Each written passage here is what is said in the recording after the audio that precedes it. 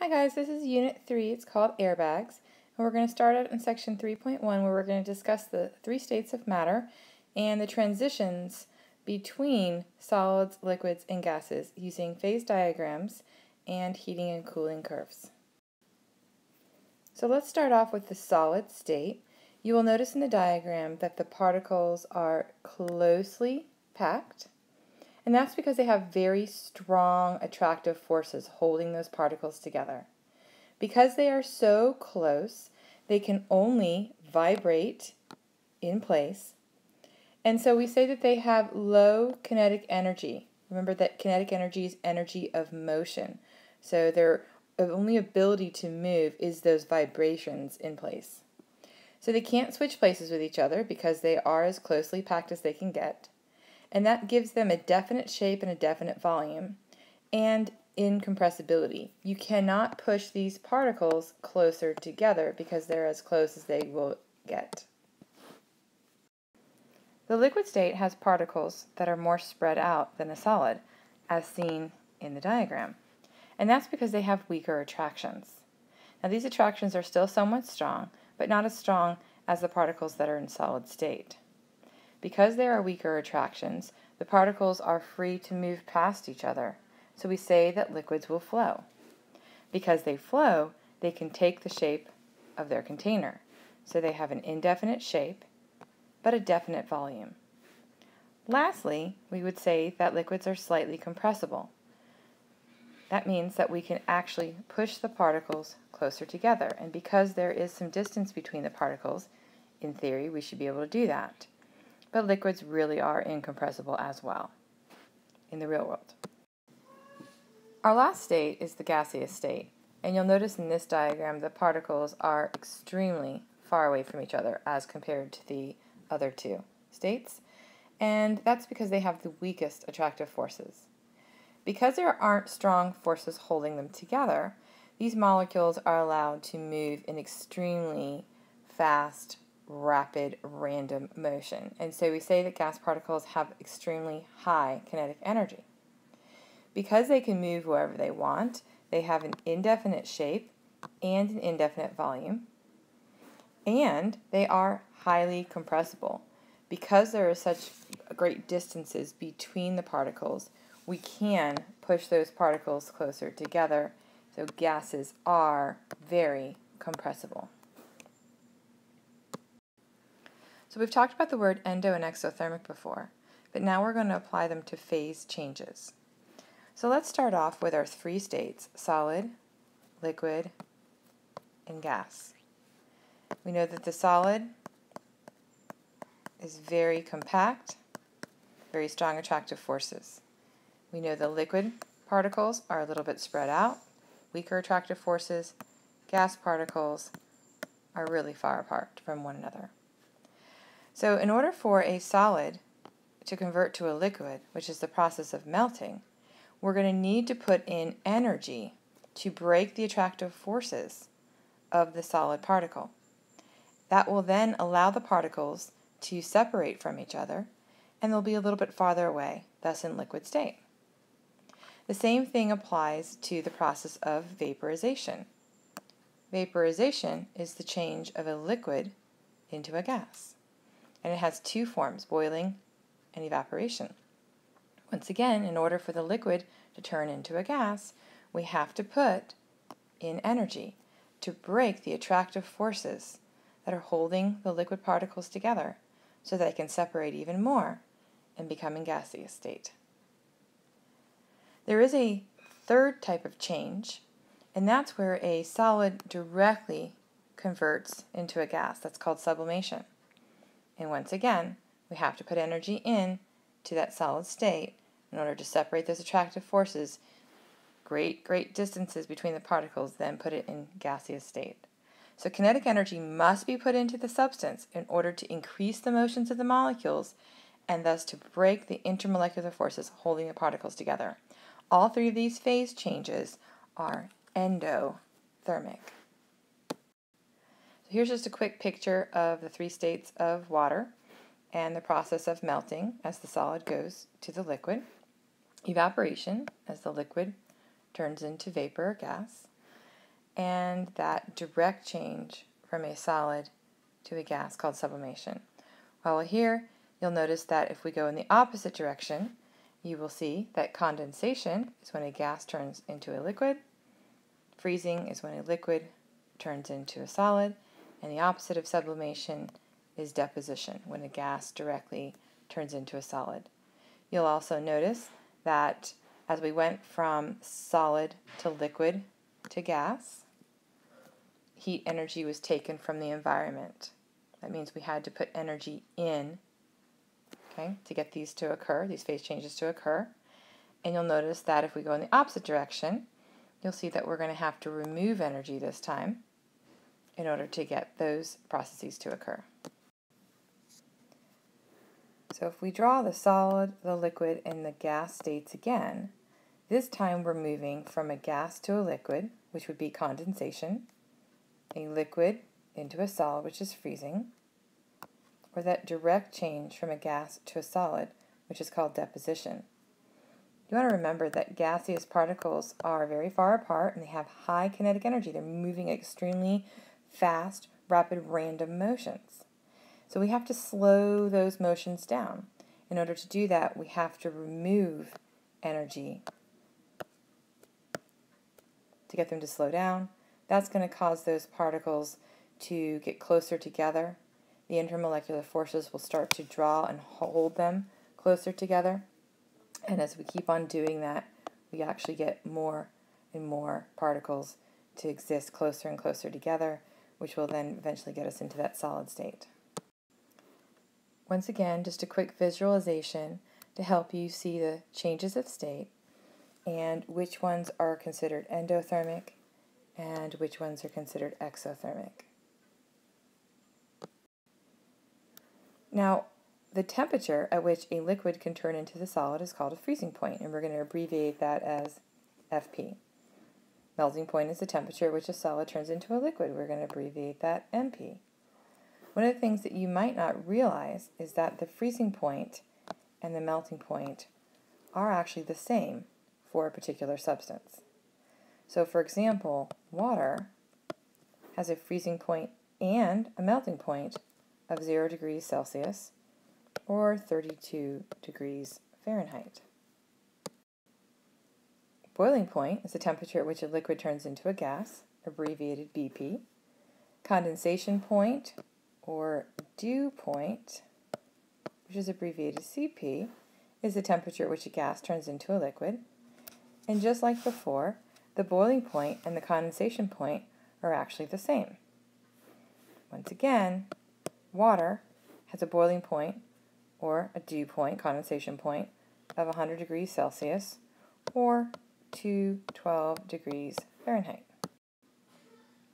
These temperatures that we're talking about, boiling point, freezing point, melting point, dew point, these are all physical properties of a substance, and every substance has their own point at which they will turn from one state to another. This is a property that is wonderful in identifying unknown substances when you're in the laboratory.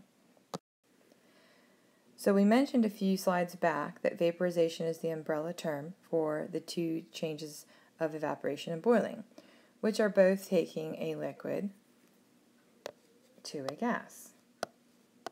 However, there are some slight differences between these two processes that I want to mention. The first is that evaporation only occurs at the surface of the liquid, and it's a spontaneous process that occurs at all temperatures. As long as there's energy in the environment, that energy can be used to break the attractive forces of the liquid particles and get them into gaseous form. Boiling, however, is when extra kinetic energy, in the form of heat, is added. And at only one temperature will boiling occur, dependent upon the pressure, the atmospheric pressure, or the external pressure. And boiling occurs within the body of the liquid. So evaporation occurs at the surface of the liquid because the liquid particles at the surface can absorb the energy from the atmosphere, and that will allow them to break their attractive forces and actually turn into vapor above the liquid.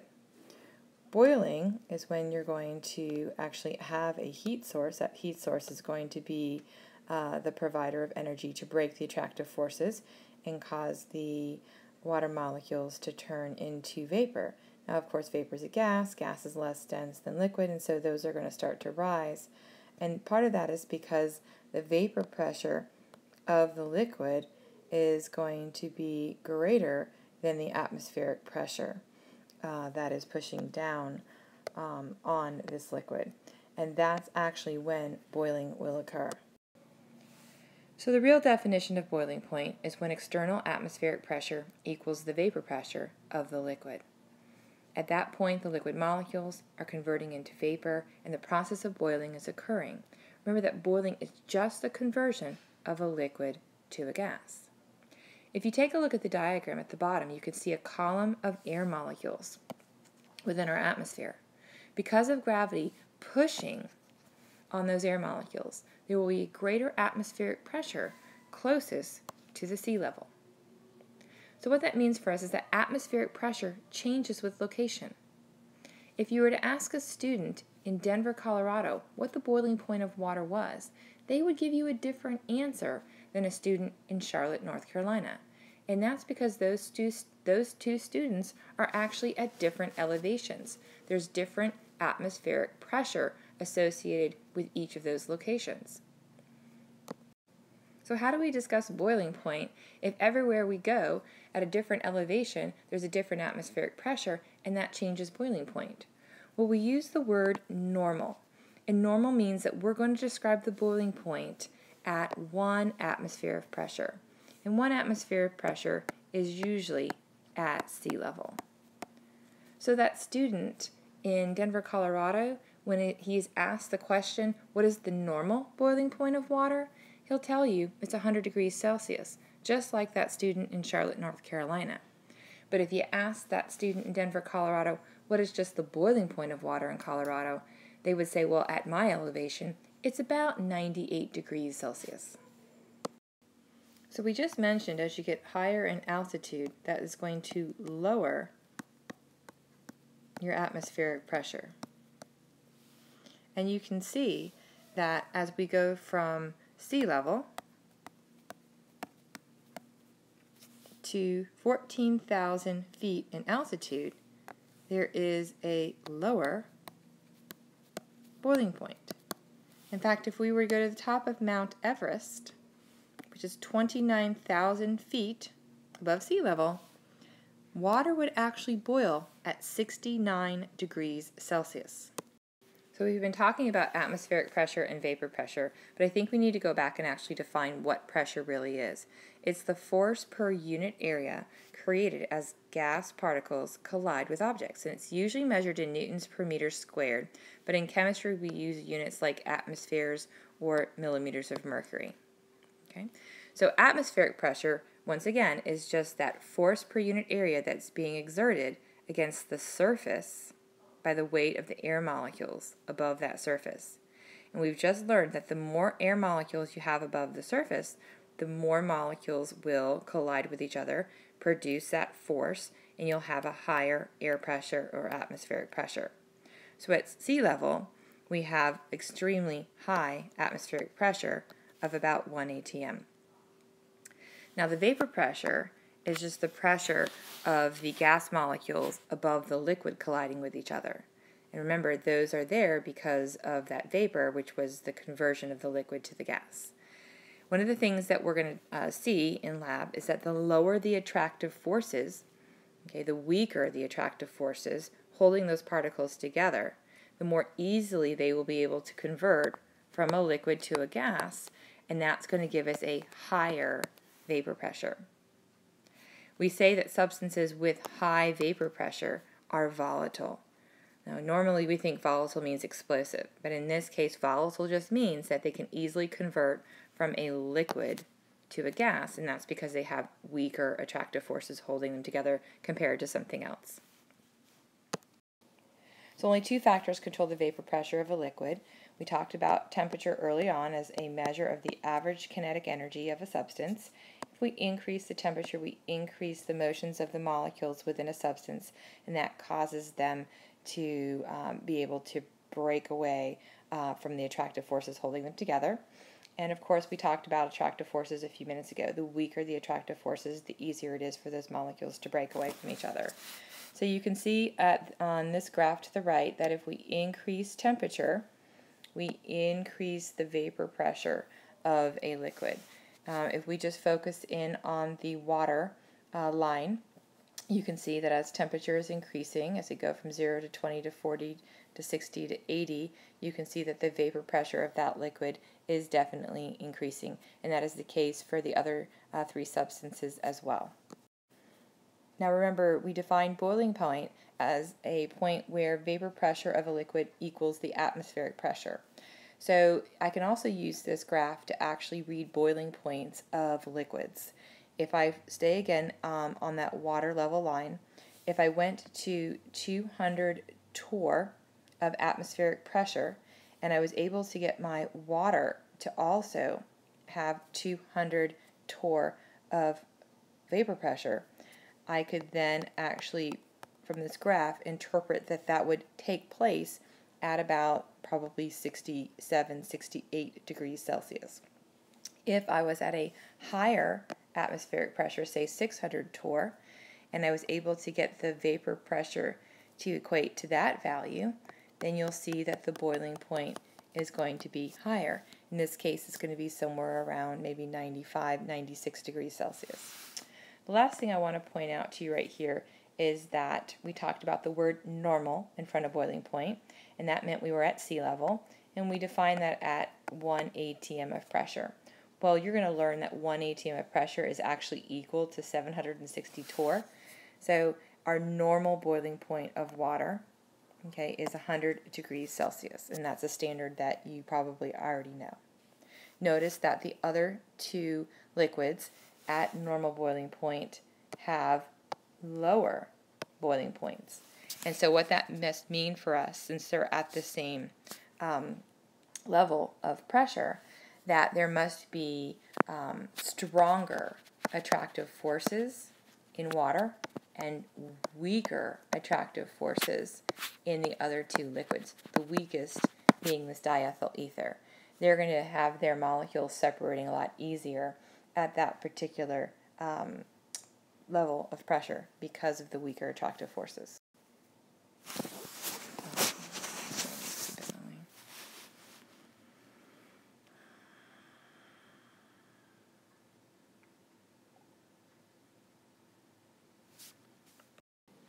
So the last thing I just want to mention is that when we are boiling or cooking food at different elevations, there's going to be longer and shorter cook times depending on where you are in terms of atmospheric pressure. So remember that the higher the altitude, the lower the atmospheric pressure. There's less air molecules in the higher areas of this world because there's less things up there. There's less objects, there's less air because of that gravity and so forth. So at higher elevations, such as Mount Everest in Tibet, there's not going to be as high of an atmospheric pressure as you would see down at sea level, where we have lots of objects, lots of air being pushed close together, air molecules being pushed close together because of that gravity. And so at higher altitudes, the boiling point will be lower. Notice the 71 degrees Celsius at Mount Everest and the 100 degrees Celsius at sea level. And so remember that what temperature is the kinetic energy of the molecules. It's the thermal energy associated with that substance. And so if you're cooking something at 71 degrees Celsius and it has 71 units of thermal energy, that's not going to have as much thermal energy as, say, water, which has 100 units of thermal energy. And so we would see that the foods would actually cook longer, okay, at those higher altitudes because there's less thermal energy associated with that boiling process. So now we're going to look at heating and cooling curves, which are going to show us how the states of matter can change when temperature is changed. There's two places on the graph that we need to be able to locate. The first is going to be the plateau. The plateau is the flattened out portion, and this is where the actual change of state of freezing, melting, boiling, and condensation will occur. And then, of course, we've got the slopes. The slopes are going to be the lines of elevation that are increasing and decreasing, and that's where our pure states of solid, liquid, and gas will be. Please remember that both freezing point and melting point are the same, okay, meaning that they will be located at the same plateau, and so will boiling point and condensation point. So at the bottom is your first look of a heating and cooling curve, and we actually have the heating process where the solid is turning to a liquid, which is then turning to a gas, and the cooling process, which is the gas converting to the liquid, which is then converting to the solid. Remember that at the plateaus you're going to have your phase changes of freezing and melting, and condensation and boiling, depending on whether energy is being put into the substance or energy is being taken out of the substance. Remember that at the slopes we have the pure solid, the pure liquid, and the pure gas. Okay? And one of the things that I want to point out to you is that if we take that plateau line, that first plateau line, that would actually record the freezing point or the melting point of our substance. If I went back on the second plateau line, that would give me the boiling point or the condensation point of the substance as well. Notice that heat energy is constantly being supplied, but the actual temperature on this line never changes, whether I'm here, here, or here. During the process of changing state, temperature remains constant, so that means that kinetic energy will remain constant as well. Now, kinetic energy is staying constant, but the potential energy, the stored energy of the particles will be changing. And if we're warming the substance up, then it would be increasing, and if we were cooling it, it would be decreasing. Notice that at the slopes where we have the pure state, if I went here versus here versus here, you would see that there are different temperatures along the way. So at the slopes, kinetic energy is changing, but this time the potential energy is actually remaining the same. The last thing I want to point out to you is notice that once you're in gaseous state, gas particles can have different temperatures. They can get warmer and warmer and warmer, and that makes them more dangerous than any of the other states. There's always a point at which the, in this case, the liquid will, it'll never be higher than 100 degrees Celsius if we're talking about water. For a solid, it will be never higher than 0 degrees Celsius. But for that gas, it can actually go to temperatures a lot greater to 100 degrees Celsius if we're talking about steam. This is the same heating and cooling curve we saw a few minutes ago. I just want to reiterate that at the plateaus, you do have your phase changes. In this case, this is the freezing and the melting. And if I was to drop back to the y-axis, I would actually get the freezing point or the melting point of the substance. The second thing is that at the second plateau, we have the processes of condensation and vaporization. And once again, I can extrapolate back to the y-axis, and I can grab the boiling point of that substance as well. You will notice that there are some terms in green and red, such as specific heat and heat of fusion and heat of vaporization. We will actually use those terms in a later section where we'll actually learn to calculate the energy associated with the phase change quantitatively. There's one last type of diagram that shows us phase changes, and it shows us how the changes of state occur not only with temperature changing, but with pressure changing as well. So a couple of things that you need to know is that if you cross a line between states, that will tell you the change of state that's happening, boiling, melting, freezing, and so forth. And if you are directly on one of the lines, that will identify both the pressure and the temperature of that particular substance. And of course, that temperature would be the melting point or the boiling point of the change. You also need to know that triple point is the temperature and pressure in which all three of the states, solid, liquid, and gas, will coexist. And that critical point is the temperature and pressure at which a gas can no longer liquefy. So the first thing I want to point out to you is in a phase diagram, the solid will always be in the section to the far left, the liquid will be always in the section in the middle, and the gas will always be in the section to the far right. Remember that the lines are going to be the separation between the changes of state, and the process of melting and freezing would occur between the solid and liquid section, and the process of vaporization and condensation would occur between the liquid and the gaseous section.